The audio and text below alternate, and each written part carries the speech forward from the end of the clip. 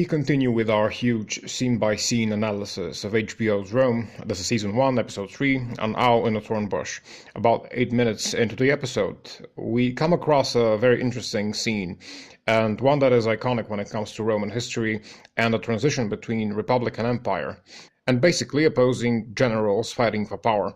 All of them equally Roman, all of them in possession of their very own Roman legions, which means that in a civil war like this, you literally have Romans fighting Romans. In some cases, family relations and very close friends having to fight to the death and kill each other just because they happen to be soldiers on each opposite side of the conflict.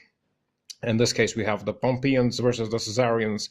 So Pullo, Varenus, and Caesar's men come across a scouting party or whatever of Pompey's legions, and because Varenus is from Caesar's camp, albeit unwillingly, by Republican law he is a traitor, and remarks his own father would regard him as a traitor had he been alive. Then I love what happens next. If this was Hollywood, we probably would have gotten a huge fight or some shit. But it's HBO, which, disregarding Game of Thrones, tries to be realistic.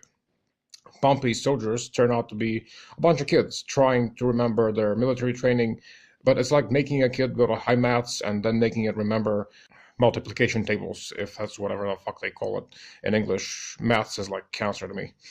Anyway, so the cute kids just start running around in panic, and it's so bitterly realistic. It makes you remember how most soldiers don't give a fuck about fighting any war, and it's all ambitious assholes who make them do it, or money. Then we see one more brilliant scene, and I gotta say, this is the strategy of HBO's Rome. These are the type of scenes that made it just not popular enough for it to be able to sustain itself. The subtle political scenes of the big guys discussing attack and retreat, manner and method of action, reasons and consequences of those actions. I'm talking specifically about the scene where Pompey and the Senate decide to run out of Rome, and they try to make it look like it's not a defeat, and it's not about making it look good in front of others, it's about making it look good for their own selves. It's like that one guy who's a wreck in every aspect of life and has hit rock bottom, and is just sitting on the floor with a bottle of booze telling himself he's still worth something. I do admit it's a weird analogy, but this is just how I felt about this scene. Associating history with sheer human emotion is what's lacking in the educational system to make history sound interesting and actually useful. So the Republicans want to abandon the city because they know they're fucked. The defenders of Rome are either unseasoned warriors or Gauls who might turn on them. It's a total defeat. But they're trying to convince themselves, or more like Pompey's trying to convince himself, that it is not a defeat, but it's in fact, as Cato ironically describes it, a rare species of victory. And I don't have to say this, because it's fascinating to me.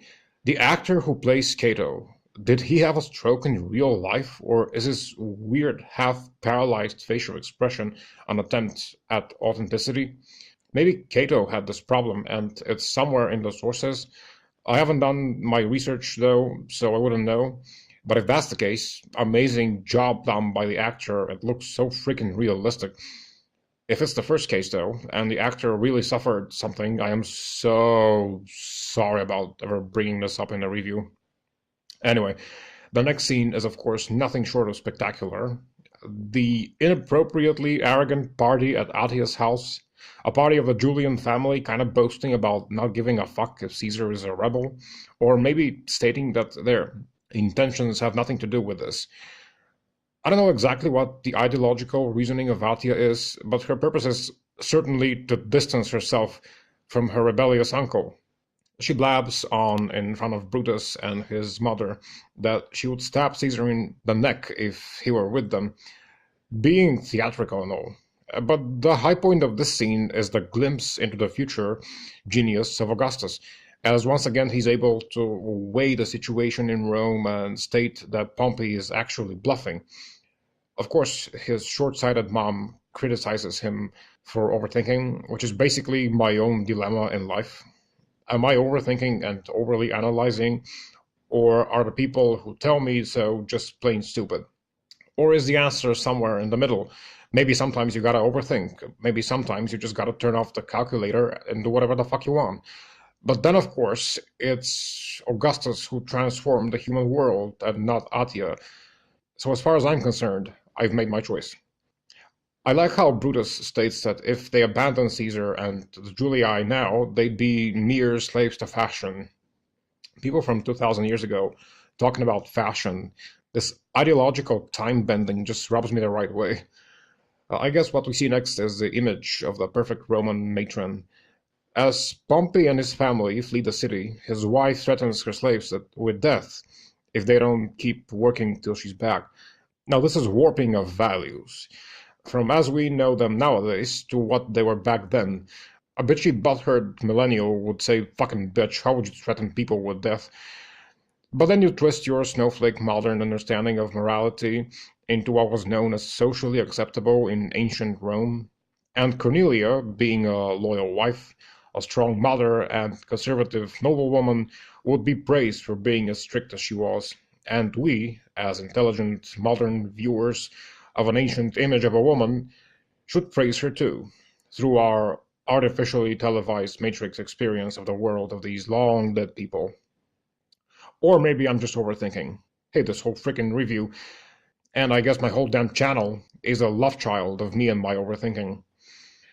Then we gotta admire the woman more, because it looks like she's running the expedition and making everybody move, while Pompey is drunk with despair and disappointment. Then he finally praises her for being so strong and assures her that all will be well. She has no doubt of this, of course. I mean, look at the look on her face. Boy, how we have blind trust in the biggest morons possible just because we're in love with them. This is just so painful to watch from a human real-life perspective. Man, I have to say, these Roman aristocrats remind me of the rich bastards on the Titanic as she sinks. We would like a fucking brandy while the ship's fucking sinking. The mob's pounding on Attia's door, and she says to Servilia, "You may stay the night, if you want." You just can't make up your mind about whether this is utterly badass or utterly retarded. Then I love the next scene just because I'm a nerd when it comes to ancient Rome architecturally. They're taking the gold from the Capitoline votes, as Pompey stated. So, where is this supposed to be? Somewhere in the bowels of the Capitoline Hill, in the Titularium, or maybe beneath it? Somewhere under the Mamertine, maybe, or under the Temple of Jupiter. And I thought the state treasury was in the podium in the temple of Saturn in the Forum.